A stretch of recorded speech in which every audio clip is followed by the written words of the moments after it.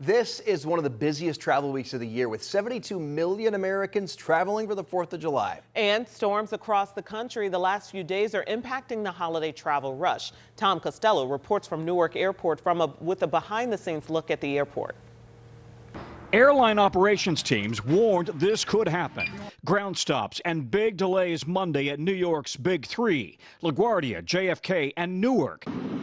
On one of the busiest travel weeks of the summer, passengers at Newark delayed for hours. Alexandra Paz's Spirit Airlines flight home to Orlando canceled. It was delayed like 3 times. And now it's just not happening. No. Frustrating? Yes, very, because we were looking for other flights, but there's nothing out until July 2nd. Aircraft 2025 and Aircraft 13, just a plan B. Inside United's operations center at Newark, they juggle planes, crews, catering, luggage, fueling. Yeah, we're gonna need extra gas. Misconnected passengers and mechanical issues. No. You're gonna take the wing.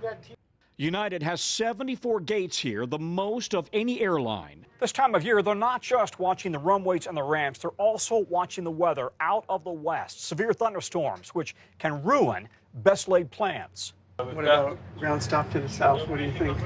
But this summer, Newark, one of the nation's busiest airports, has become a surprise turnaround story. Just 2 months ago, Newark was struggling with hours-long delays, air traffic control staffing shortages at Philly Radar Control, failing radios and radars, and a critical runway closed for repairs.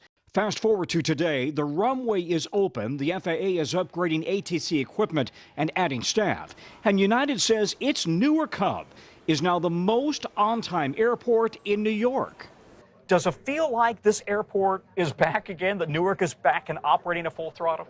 It does, Tom, and really that's a testimony to the collaboration between United Airlines, the Port Authority of New York, and the FAA to really build us back up to our 380 operations per day. 380 takeoffs, roughly the same number of arrivals, with one eye always on the weather. And if a thunderstorm hits, just like when you have the kids playing Little League, we have to take everybody off the ramp. We got to keep them safe. So everything comes to a halt. And Tom says if you want to avoid the delays, then you need to try to book your flight for the morning. That's especially important in the summer months when you take into account the heat, which causes afternoon thunderstorms.